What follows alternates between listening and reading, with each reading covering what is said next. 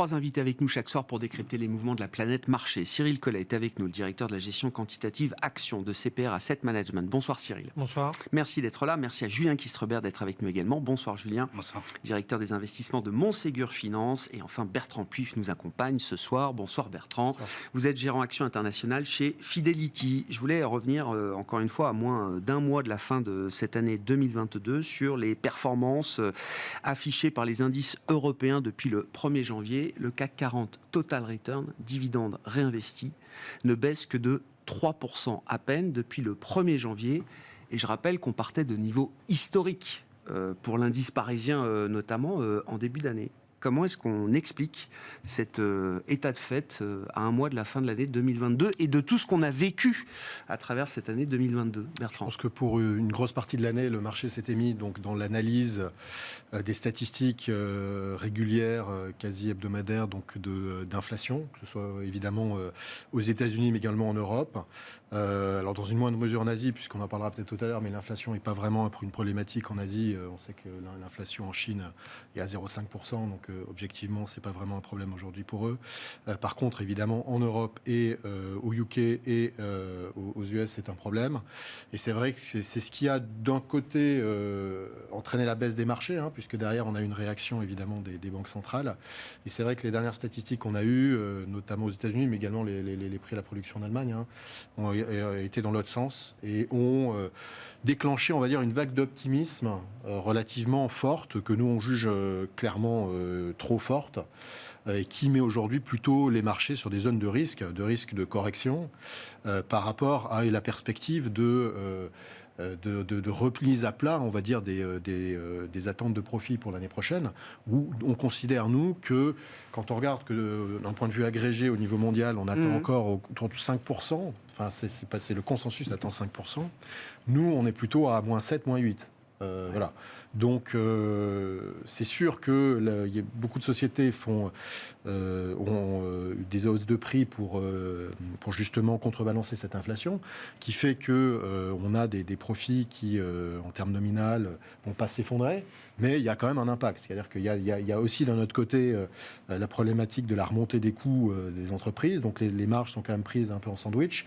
Donc, ok, il y a un effet qui compense le fait de remonter ces prix, mais est-ce que ça compensera pour toutes les entreprises exactement, c'est pas sûr. Donc nous, on pense que net, ça ne compensera pas tout et qu'on aura une baisse des profits l'année prochaine.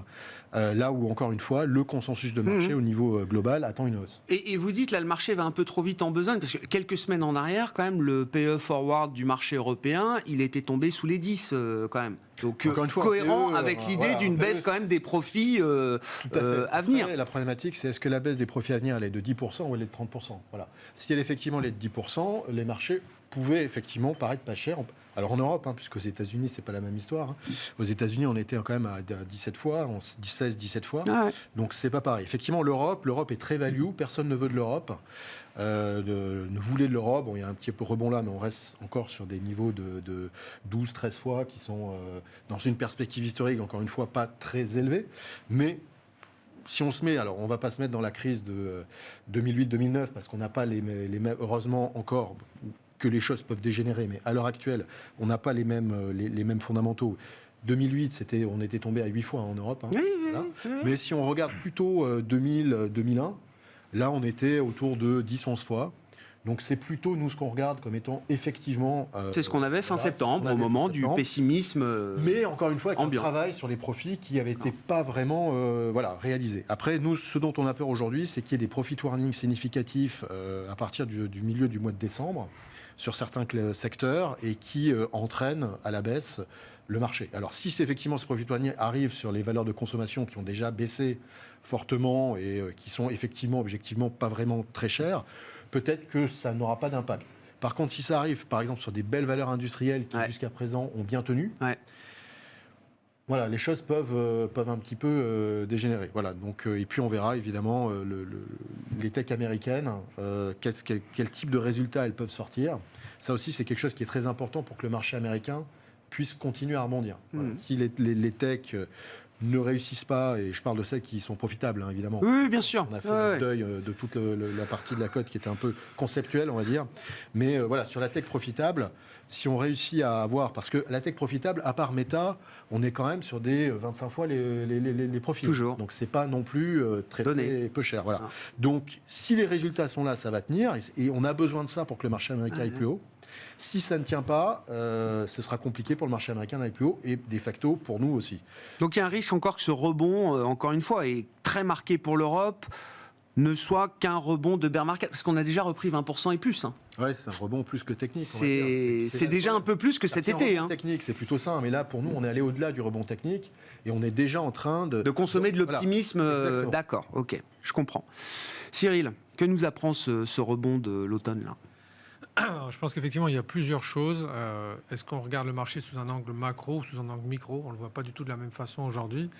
Et par rapport à la pseudo-purge, parce qu'on a quand même des marchés actions qui touchent moins 25 dans l'année et qui finissent l'année assez fortement, je pense qu'il y a quand même eu 2 purges très intéressantes. La première, les grosses techno US, qui ont montré sur les publications du 3e trimestre que il y a un moment donné, ça s'arrête. Et moi, je trouve ça très sain. Alors, j'ai rien contre, qu'on soit clair, même si je ne suis pas très fan des réseaux sociaux. Mais c'est très bien que ça aussi, ça rentre un petit peu en termes de valorisation, en termes de perspective dans un monde un peu plus normal. Et la deuxième, il ne faut pas l'oublier, c'est le drop complet, enfin la chute totale des cryptos. Je pense que ça, c'est important parce que ça n'a pas fait céder l'acheteur final américain. C'était un peu le risque, hein. On nous a expliqué premier trimestre, deuxième trimestre, tant que le Bitcoin va bien, n'ayez pas peur, le ménage américain ne vendra pas la bourse. En fait, là, il y a eu un crash down. Parce que le retail américain était devenu finalement le faiseur de marché marginal sur le marché US. 2020-2021, c'est le plus gros porteur, c'est le plus gros acheteur du marché action. Alors, proportionnellement, évidemment pas. Ils n'ont pas compensé le share buyback américain qui est à 900 milliards par an. Non. Les entreprises américaines restent les premières acheteuses d'actions. Oui. Excuse-moi, merci de traduire. Mais l'idée, c'est que quand même, on était sur une hausse 2021 principalement liée à du client final sur le marché américain, avec la même chose sur le Bitcoin. Alors, au milieu, il y a toujours Elon Musk qui traîne, si on peut en parler aussi après. Mais globalement, il y a eu un crash de crypto et le marché américain a tenu. Voire même, il accélère dans la deuxième moitié d'octobre. De ce qu'on peut voir, c'est quand même plutôt des couvertures de short, c'est-à-dire des gérants hedge funds qui avaient des positions short sur le marché qui se sont rachetés, complétés par, mais à nouveau, du share buyback sur vraiment fin octobre. C'est des entreprises américaines qui viennent et qui rachètent. Tout ça pour dire quoi? Pour dire que le client final n'a pas craqué. Et ça, c'est plutôt bien. Les investisseurs classiques, les long only, les asset managers, tous les gens dont le métier c'est d'investir sur le long terme sur les actions, sont aujourd'hui très cash. Ils sont aujourd'hui sous-exposés au marché actions structurellement. Les gens qui font de la gestion diversifiée chez les asset managers sont tous avec 5, 6, 7% de cash. Et en croire la dernière étude Fund Manager Survey très intéressante qui est sortie hier. Donc, il y a un potentiel d'appréciation au sens reprise de risque. La question, effectivement, et on revient à ce que tu disais très justement, c'est-à-dire que est-ce qu'on regarde le marché d'un point de vue macro ou d'un point de vue micro? D'un point de vue macro, on a un scénario d'inflation qui vaut ce qu'il vaut. Il y en aura en 2022 et en 2023. Alors, est-ce qu'elle reviendra à 2% au plus? Moi, je pense qu'elle restera un peu au-dessus des 2%, mais c'est encore un autre sujet. En tout cas, aujourd'hui, ce que le marché regarde principalement, c'est le 10 ans américain. Il est monté à 4,21. Il est redescendu à 3,70. Donc, le marché action s'apprécie en octobre alors que le taux 10 ans augmente. Donc, quand même, ce qui est un petit peu pathétique. Bref. Et là, pour le coup, sur la rebaisse du 10 ans américain, c'est plus classique. Mais on a, d'un point de vue macro, une grande partie des investisseurs qui se disent que le 10 ans, autour de 4%, c'est viable. Et alors, prochain chiffre de l'inflation aux États-Unis, juste la veille de l'intervention de la Fed, donc tout va jouer à mi-décembre quelque part. Et je pense que c'est ça qui va faire basculer les gens d'un point de vue macro, d'un point de vue micro, parce que si le chiffre il est effectivement plus bas encore et que la Fed dit 50 BP, et ensuite on verra bien ce qui se passe en 2023, là les gens, je suis d'accord, vont regarder plus la micro. Et 2023 micro, ça commence à se tendre un peu. Bon, voilà. Après, à travers la dispersion du marché sectoriel, j'imagine qu'il y a quand même des investisseurs qui sont conscients qu'il y a des risques sur les earnings 2023. On n'attend pas la fin 2022 pour se poser la question. Non, mais alors, la dynamique de révision des bénéfices est très négative. Et surtout, ce qui est très rare, c'est qu'en général, en novembre-décembre de l'année N, on attend 10% de croissance de bénéfices pour l'année. Et là, non. C'est un grand classique. Là, on est à 6 aux États-Unis, 4 au Japon, 1,5 dans la zone euro et nul en Europe. Et je pense qu'on est en micro, parce que tout à l'heure, tu parlais d'attente négative. C'est plus, j'imagine, un transfert macro. Les gens qui font de la macro, aujourd'hui, ils ont des croissances négatives pour 2023. Donc, c'est vrai que, du coup, cet impact-là fait qu'on ne regarde pas la valorisation de la même façon. C'est vrai qu'aujourd'hui, si on a des croissances l'an prochain qui arrivent à être positives, les valos sont un peu fortes, mais peuvent se tenir. Si on considère qu'on a 10% de baisse de la croissance des bénéfices en 2023, ce qui serait une petite récession, parce qu'en moyenne, c'est plutôt moins 25, moins 30, là, on est sur des niveaux de valorisation qui sont tendus.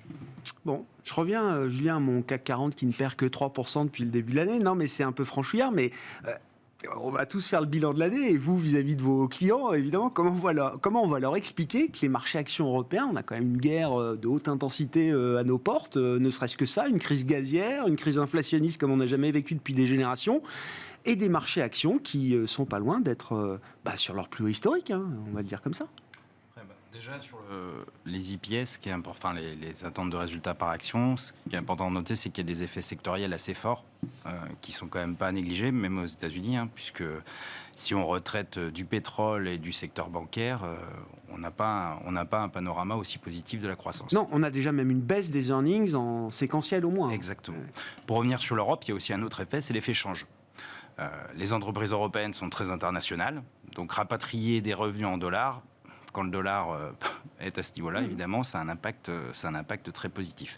Donc il y a ces deux choses-là déjà qui ont un impact, évidemment, ça c'est le premier point. Ensuite, le sujet, c'est que finalement, malgré le fait qu'on se dise que les banques centrales ont remonté les taux, on reste quand même dans une abondance de liquidités. Ce que vous disiez, hein, il y a du cash partout. Donc, de toute façon, et puis quand on regarde le quantitative tightening de la Fed, aujourd'hui, la baisse du bilan, elle est quand même, somme toute, assez raisonnable. Donc, on est encore dans une abondance de liquidités en général. Non, moi, ce que j'ai trouvé intéressant dans ce rebond, c'est pour une fois, c'est le marché action qui a eu raison versus le marché obligataire, ce qui est quand même assez rare. Ouais. assez rare pour être noté pour l'instant. Les obligations, en tout cas aujourd'hui, sont en train de converger vers le scénario des actions, c'est-à-dire qu'on a des spreads qui se détendent, on a des taux sans risque qui rebaissent aussi. Et ce n'était pas le cas en octobre, effectivement. Hein. Le rebond a commencé avec des taux très élevés et qui continuent de monter. Hein. Donc ça, c'est quand même une bonne nouvelle, hein, parce que ça veut dire que les entreprises vont sans doute pouvoir se refinancer dans des conditions un peu moins horribles qu'il y a quelques semaines. Donc ça, c'est évidemment un facteur très rassurant. Et puis je dirais que d'un point de vue micro, c'est tout simplement des bons résultats. Une économie américaine qui est très solide malgré la remontée des taux. Donc finalement, le scénario de tout va bien se passer, c'est possible. Et pour rebondir sur les attentes d'IPS et de valorisation, le PE Forward, évidemment, est basé sur les attentes de résultats des analystes. Les analystes ont souvent une vision très micro. Pour l'instant, sur les publications, tout va bien. Donc il n'y avait pas de raison non plus pour eux de couper de manière massive. Mais effectivement, il y a beaucoup de sujets qui restent en pan. Pourquoi le marché est un peu plus cher que ce qu'on peut imaginer peut-être Au vu du contexte, je pense qu'on peut tous se dire que si on nous avait donné ce scénario en début d'année, je ne pense pas qu'on aurait été nombreux autour de la table même il y a 3 mois, je crois donner cette performance. Il y avait un scénario un peu optimiste qui disait que le deuxième semestre devrait mieux se passer. Mais comme Jackson Hole est passé au milieu de tout ça en disant non, finalement, il va falloir attendre un peu plus. C'est vrai que le point bas de l'année, on l'a fait fin septembre. Hein. Exactement. Mais du coup, finalement, on est en train d'assister aujourd'hui à ce qu'on pouvait anticiper de manière un peu optimiste sur le deuxième semestre, avec des taux qui, pour l'instant, encore une fois, se stabilisent. Et pour finir, juste sur les politiques des banques centrales, je pense que le marché aussi se concentre beaucoup sur le point pivot, donc la fin des hausses de taux, mais il faut se poser la question aussi combien de temps on va rester sur des niveaux relativement élevés. Ça, personne ne se le pose, parce que de toute façon, l'objectif, c'est quand même de faire baisser l'inflation. Donc il y a deux façons de le faire. Hein. Il y a le bazooka avec les risques systémiques qu'on connaît, c'est je monte très vite pour casser tout ça. On pense à le discours de M. Boulard récemment qui disait qu'il faudrait au moins être à 5,25 sur les taux de la Fed. Et puis il y a l'autre scénario, on dit on va y aller plus doucement pour ne pas casser la machine, par contre on va les laisser haut plus longtemps. Oui. Qui est la stratégie endossée par Jérôme Powell et le board. Bollard est toujours un peu un électron libre, on va dire, dans bien sûr. Dans mais sa parole. Je veux dire, c'est deux stratégies. Et finalement, si on a des taux hauts, des taux qui restent hauts plus longtemps, c'est pas forcément bon non plus. Ça casse pas le système, mais quand même, ça a des impacts. Et quand on voit la performance de l'immobilier aujourd'hui dans la zone euro-Europe, avec un rebond entre 5, 6 ou 7% des valeurs, c'est vrai qu'ils ont beaucoup souffert cette année. Pour les foncières cotées. Exactement. Et c'est là où on se dit qu'effectivement, les gens jouent plutôt des taux longs hauts, mais pas très longtemps. Alors qu'en fait, ça, pour le coup, c'est un gros pari. Oui, on verra. Le marché, derrière la pause l'atteinte du taux terminal, le marché voit les taux toujours rebaisser courant 2023, au moins dans la deuxième Pour le partie. coup, c'est a priori beaucoup. Et ça reste effectivement une conversation ouverte, on va dire, pour l'instant. Sur les bénéfices, je reviens avec vous, Bertrand. Où est-ce qu'il y a le plus de fragilité ? Vous avez commencé à répondre à la question, mais est-ce qu'on peut préciser un petit peu, effectivement, quels sont les secteurs où les perspectives bénéficiaires vous paraissent les plus solides aujourd'hui, en prévision de 2023, et là où il y a le risque peut-être de fragilité plus importante ? Alors sur le risque de fragilité, nous on suit pas mal effectivement l'industrie. On a des statistiques, notamment sur l'industrie allemande, où on voit que on est en rythme à moins 20, moins 25 sur la consommation de gaz. Alors il faut se méfier parce qu'il y a un petit peu de substitution entre le gaz naturel et tout ce qu'on appelle donc le LPG, donc le GNL, oui. Gaz de pétrole liquéfié. Oui. Le propane, pour utiliser le nom classique. Donc, mais même si on ajuste de ça, on va dire qu'on est en rythme quand même à moins 20. Attends, 20% de consommation de gaz en moins, mais il n'y a pas 20% de production en moins. Alors voilà, c'est pour ça, effectivement. Il y a il y a un effet sobriété derrière quand même. Il y a un effet aussi où on voit pas efficacité. Des stocks qui s'étaient reconstitués, donc à part dans l'automobile où effectivement là, pour le coup, on est en train de les reconstituer maintenant, mais dans le reste de l'industrie, il y a des stocks qui s'étaient constitués, donc effectivement la demande s'est pas effondrée de l'ordre de 20%. Par contre, la production, effectivement, elle est corrélée. Je rappelle qu'on suivait historiquement, et on suit toujours d'ailleurs, la Chine. Oui, la à travers l'électricité. Oui, c'est vrai. C'est effectivement nous ce qu'on voit en Allemagne. Donc, il peut y avoir, effectivement, pour les industries chimiques, par exemple, pour des industries également, donc machines à outils, des risques de révision à la baisse. Notamment, je rappelle que ces grosses sociétés allemandes sont sensibles aussi à la Chine. Et que la Chine n'a pas réouvert. Ou la Chine réouvre, referme. Et on ne s'en sortira pas jusqu'à ce qu'ils accepteront d'avoir une explosion des cas quand ils réouvrent. Puisque s'ils réouvrent, il y a des cas forcément, et ça les pousse à refermer. Et là, l'impact peut être toujours aussi dur que ça l'a été précédemment. Les boîtes ont trouvé de la substitution, là aussi, de ce point de vue-là. Le problème, c'est que la substitution... Mais ça reste faible. Voilà pourquoi le G20 était en Indonésie, parce que l'Indonésie est en train de devenir un partenaire central pour les sociétés chinoises. Donc, mais je ne suis pas sûr que l'État chinois laisse les sociétés chinoises continuer à transférer leurs actifs industriels en Indonésie, au Vietnam ou dans d'autres pays comme ça. Donc je pense qu'à un moment donné... Voilà, la Chine, aujourd'hui, c'est un facteur d'incertitude qui fait que beaucoup de sociétés européennes, il y a aussi des sociétés suédoises bien connues, des SKF par exemple, qui aujourd'hui ont un discours très prudent parce que la demande asiatique et en particulier chinoise, il est très difficile pour 2023 d'avoir une idée. Et quand vous êtes un industriel, c'est pas comme dans le service. Il faut prendre des décisions aujourd'hui sur votre rythme de production. Vous pouvez l'ajuster dans l'année, mais vous ne pouvez pas ajuster au jour le jour votre production. Donc ça, c'est effectivement un secteur sur lequel nous, on voit un risque. Donc il faut vraiment faire du stock picking, la sélection de valeur dans ce secteur-là. Vous en avez d'autres. Par exemple, on a vu que Kone, qui pour le coup est très sensible à la Chine, mais les investisseurs avaient un peu trop puni le titre et on était arrivé à une valorisation qui ne prenait même pas en compte la valorisation de la valeur de la base installée. Vous voyez, donc il y a eu ce travail qui a été fait, le titre a remonté fortement, par exemple, mais là-dessus. Bon, donc ça, effectivement, il y a des opportunités, mais il y a des risques dans le domaine industriel. Là où on voit, par contre, d'une manière agrégée, un potentiel de bonne surprise, c'est dans le secteur financier.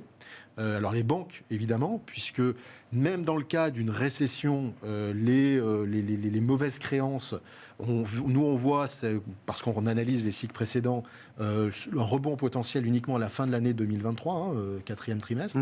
Donc d'ici là, elle bénéficie de la continuité de hausse des taux et effectivement du marché obligataire, qui revient à un marché sur lequel ils se remettent à faire de l'argent. Donc ça, c'est plutôt positif. Et puis les assurances. Il y a eu beaucoup en fait de craintes par rapport à ce qui s'est passé notamment au Royaume-Uni avec les assureurs qui se sont retrouvés avec des problématiques de bilan. Ils avaient utilisé des swaps. Voilà. Et donc, on trouve que le secteur a été un peu puni dans son ensemble et traite aujourd'hui sur des valorisations qui sont quand même assez faibles. Quand on regarde AXA, qui est à 6 fois et demi, 7 fois les profits de l'année prochaine. Alors évidemment, il y a l'activité d'assurance dommage qui sera, de notre point de vue, peu touchée par même si on rentre dans une récession.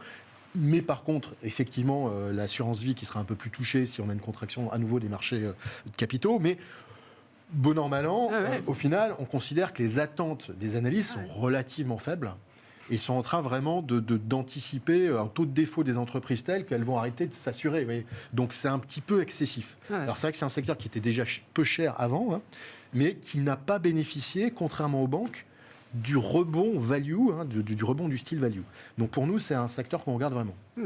Dans la dispersion sectorielle, en vue des résultats de 2023, qu'est-ce qui vous paraît comme intéressant, excessif aujourd'hui, Julien? Est-ce qu'il y a des secteurs, je ne sais pas, qui paraissent solides face aux perspectives bénéficiaires de 2023? Est-ce qu'il faut d'ailleurs réorganiser à nouveau ces portefeuilles actions dans la perspective de 2023?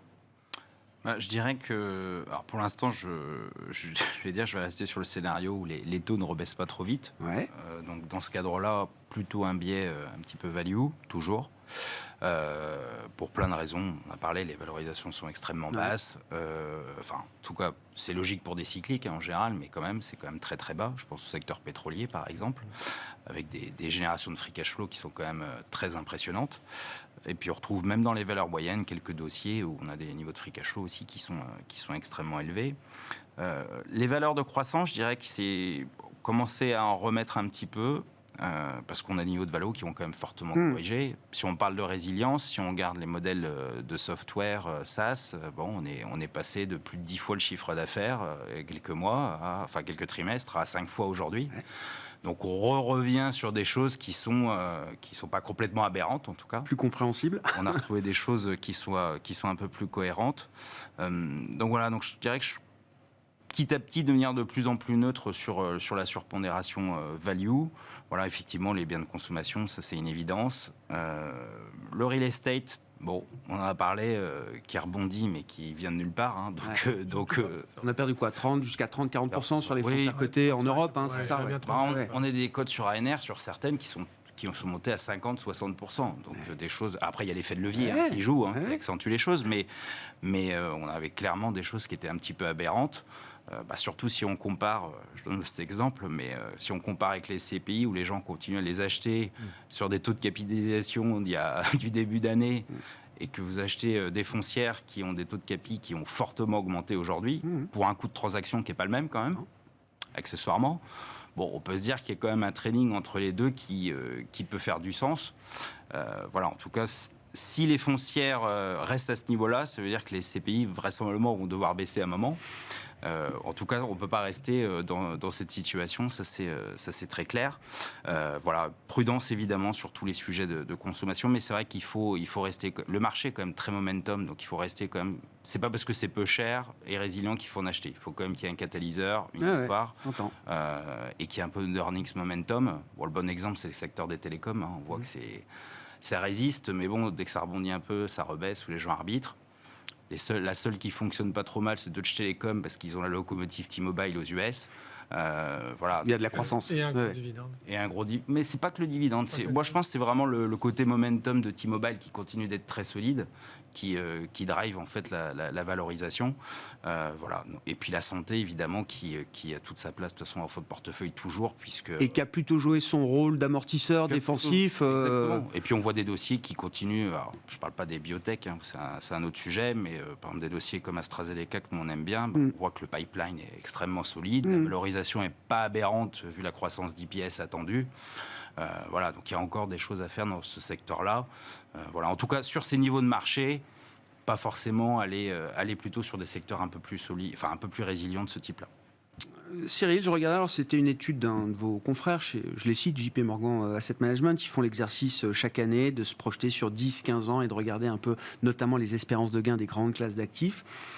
Ils appellent le retour du fameux 60-40, disent que le reset de 2022 sur l'ensemble des classes d'actifs, à commencer par l'obligataire, donne des espérances de gain sur 10-15 ans pour un portefeuille 60-40, donc 60% actions, 40% obligataires en dollars, des espérances de gain qu'on n'a plus vues depuis des générations, à plus de 7% de rendement annualisé sur 10-15 ans. L'an dernier, l'estimation qu'ils faisaient pour ce même portefeuille modèle $60-40, c'était 4%.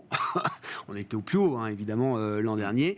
Et ce qui a été réalisé sur les 25 dernières années, c'est plutôt une performance annuelle moyenne de 6%. Et encore, ils intègrent l'effet baisse des taux continu qu'on a vécu pendant ces 25 dernières années, grosso modo. Est-ce que c'est le grand retour du 60-40, du fonds de portefeuille, là, dans une allocation d'actifs pour les prochaines années? Alors, il faudrait poser la question aux gens qui gèrent la Oui. retraite en France, parce que je ne crois pas que c'est la répartition qu'ils utilisent. Ils ont une répartition un petit peu différente, même si... Il y a un fonds de pension dédié à la fonction publique qui doit peut-être... Je ne sais pas s'il est à 60-40, moi j'ai plus en tête un 70-30 dans l'autre C'est sens. 70-30 en Europe, on est plutôt d'accord. Il me semble. Bon. Et avec notamment par contre, chez la question gestion des retraites, un peu plus d'actions internationales enfin, le bloc Action internationale est en train de monter. Non, c'est vrai, j'ai pas vu passer l'étude de JP Morgan, mais celle du survey d'hier disait une chose assez intéressante. Les sondés attendaient 6,1% de performance des actions américaines pour les 5 prochaines années, à mettre en regard de 4,6% pour l'investment grade américain toujours, et 4% pour les taux d'emprunt d'État. Et donc là, on a eu une discussion avec un client cet après-midi là-dessus. La question, c'était qu'est-ce que ça génère comme allocation d'actifs? Donc moi, en tant que gérant action, je dis les actions, il y en a plus, donc forcément, on va mettre un peu plus d'actions. Et le client me dit, tu es bien mignon, mais à 4% de rendement garanti, non, je ne mets pas plus de risques. Sauf que c'est en dollars, forcément en euros, et nous, on est plutôt autour de 2%, donc je pense que la question est différente. Et pour l'avoir un petit peu dans mon explication avant de commenter ces 3 chiffres-là, je pense que au-delà des attentes, qui sont effectivement très fortes, complètement d'accord. Parce on a recréé quelque chose là d'extraordinaire. Même si, finalement, ce qu'on recrée, c'est plus une opportunité de taux aujourd'hui qu'une opportunité action. On vient de le dire, on vient de prendre 25 minutes. Après le rebond, oui, d'accord. On vient de dire 25 minutes pour dire que, bon... Alors, les chiffres de l'étude de JP, pour être très fair, ils ont été arrêtés au 30 septembre. Voilà. Donc, au moment du point bas. Je comprends beaucoup mieux. Parce qu'aujourd'hui... Non, mais la précision est utile. Et donc, non, mais si on regarde ce 6, 4, 4,5 pour faire simple, moi, je trouve que au-delà de ces chiffres en nominal, ce qui induit une allocation d'actifs, c'est l'anticipation d'inflation. Si vous attendez une inflation normée, enfin, genre ce qu'on a eu depuis 10-15 ans, pas beaucoup, mais allons jusqu'à 1,5 ou 2%, alors, effectivement, raisonnablement, vous avez des produits de taux qui vont reconnaître un rendement certain. Vous avez des produits avec un peu plus de risque de l'IG, voire même du high yield, dans certains cas, qui vont avoir du sens. Si vous avez une inflation qui s'installe, qui n'est pas à 2%, mais qui est 3 ou 4%, là, je trouve que l'allocation d'actifs induite, elle est totalement différente. C'est-à-dire qu'à un moment donné, tous ces gens qui investissent sur le long terme, ils vont devoir se dire, finalement, on ne revient pas à 2%. Donc, il va falloir ma poche action, elle doit être plus structurelle. Oui, mais pas uniquement. On parlait du private equity. Oui, bien sûr. Tous les actifs qui, au sens large, peuvent intégrer l'inflation. Il y a aussi des obligations indexées sur l'inflation. Je pense que c'est ça l'enjeu. Et du coup, ma réponse, désolé, elle n'est pas fixe. Non, mais si. Je trouve que dans cette hiérarchie-là qui reprend du sens, même si au 30 septembre, encore une fois, les actions avaient un potentiel certain qu'elles ont un peu moins aujourd'hui, je pense que finalement, c'est le scénario d'inflation qui va me dire que vous mettez plus ou moins d'actions dans votre portefeuille, ou plus ou moins d'actifs pouvant intégrer l'inflation.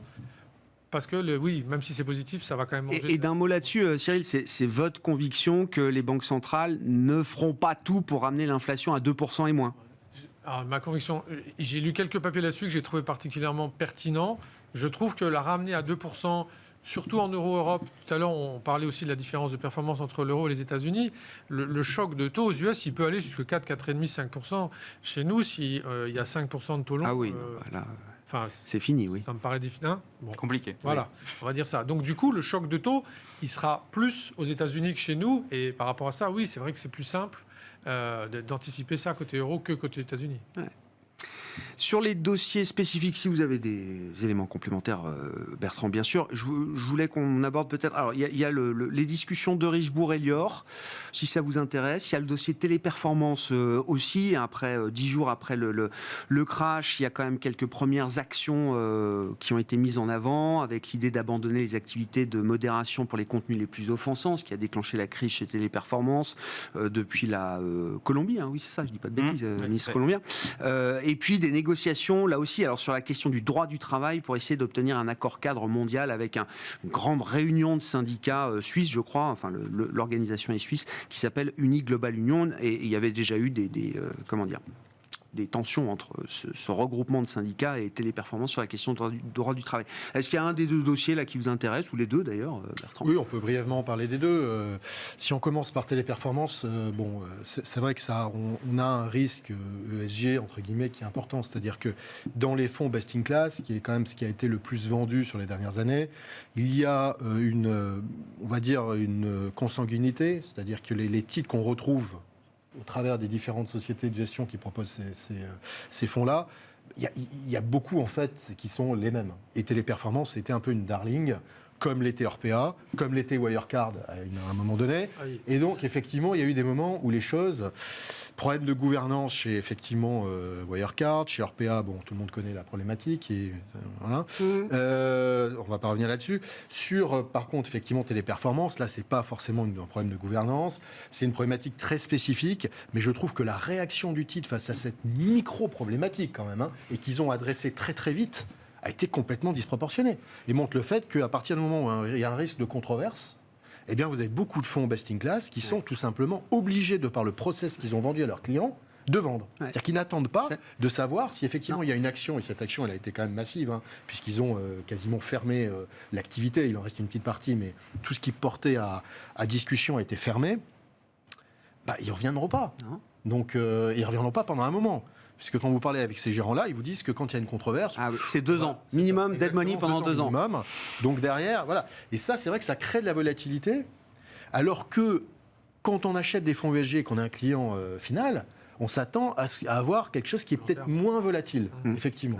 Et donc là, il y a quand même un ajustement. Il y a une réaction moutonnière, mais ça, moi, je l'ai vécu en discutant avec ces gérants-là. C'était l'affaire Solution 30. Le jour, alors je ne sais plus à quel stade du crash de Solution 30 on était, mais est-ce que tu es convaincu que c'est une fraude ? Pourquoi ? Ah non, mon fonds est labellisé, je ne peux plus afficher cette position, je coupe minimum 50% de la pause, sans me poser la question de savoir qui a raison entre Muddy Waters, Solution 30, etc. Voilà.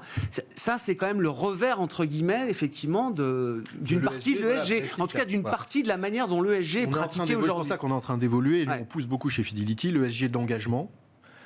Au sens où, on ne va pas chercher forcément à avoir tous les mêmes sociétés que nos concurrents en disant c'est les meilleures, parce que maintenant on est tous arrivés à identifier quelles sont les meilleures sociétés d'un point de vue critère ESG.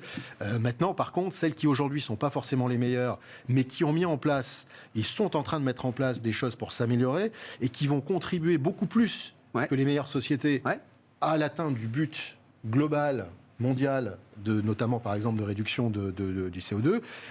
Voilà, ça c'est des choses, si vous voulez, qui nous parlent et dans lesquelles on a l'impression d'apporter une valeur ajoutée aux clients. Et ça, les clients le comprennent. Est-ce que la réglementation même permet de pratiquer l'ESG de cette manière-là, en s'affichant comme un investisseur responsable du point de vue de la réglementation ? Alors, il y a un tri qui est en train de faire par les régulateurs, je pense que ça ne vous aura pas échappé. Il y a eu beaucoup de fonds dits article 9 qui sont un petit peu rebrandés, descendus d'un cran. Avant que ce soit fait par les régulateurs. Donc 9-1, 8.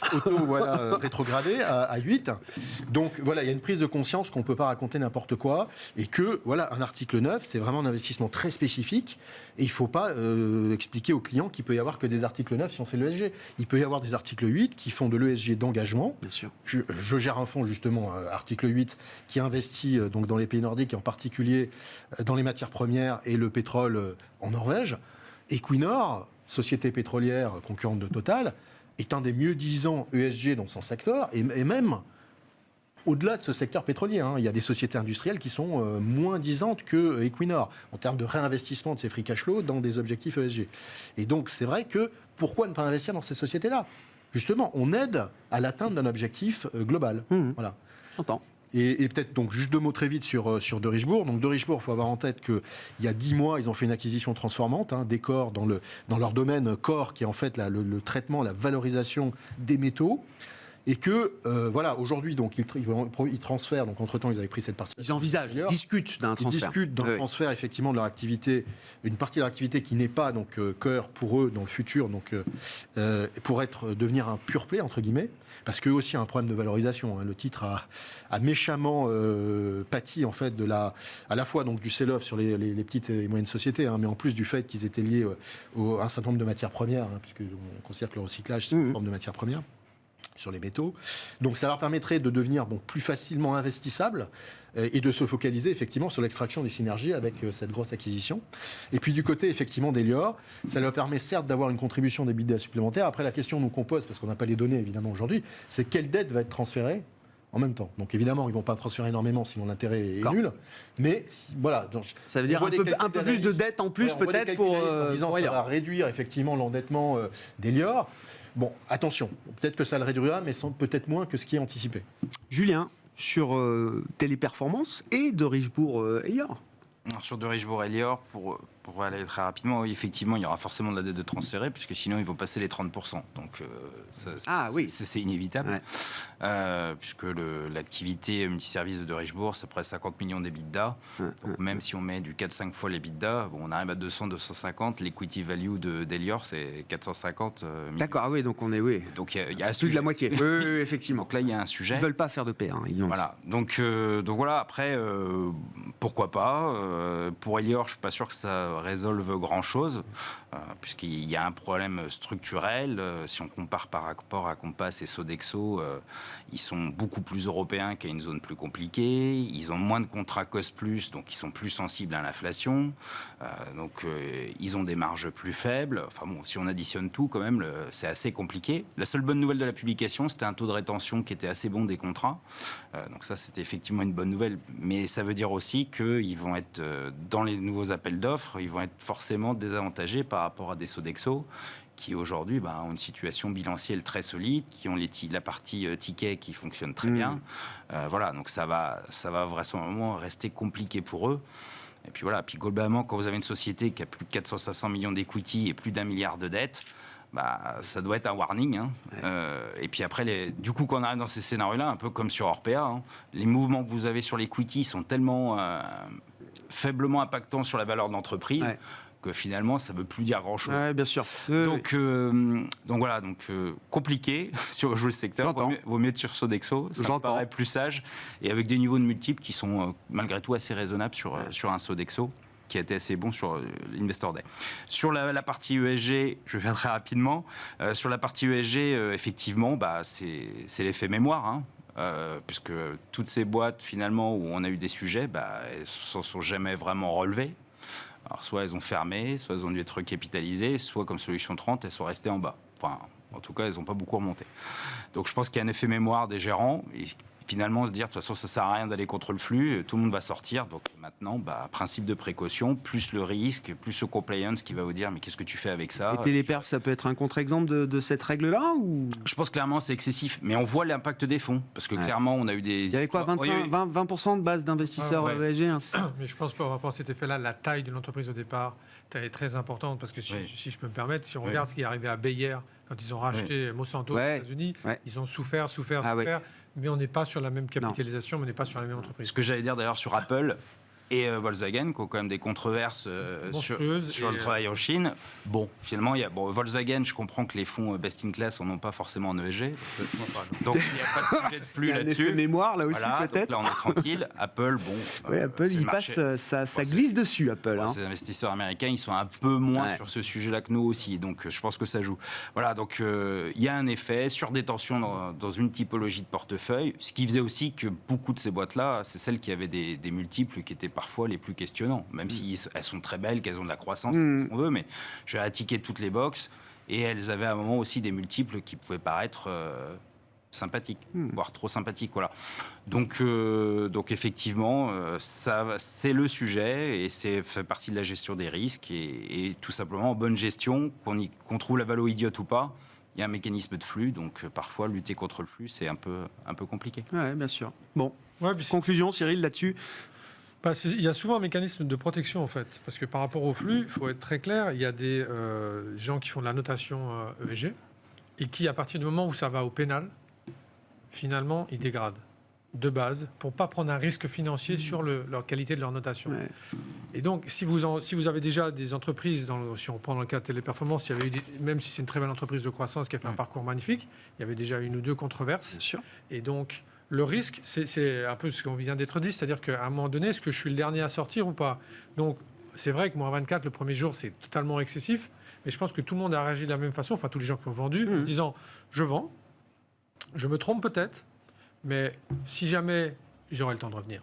Ouais, Je pense que c'est vraiment ça le sujet, Ouais, je comprends. parce qu'encore une fois, il y a un phénomène de cascade, et la controverse amène la dégradation amène les flux, quoi qu'il arrive. Donc dans un premier temps, c'est vrai que le premier réflexe, c'est de protéger le portefeuille.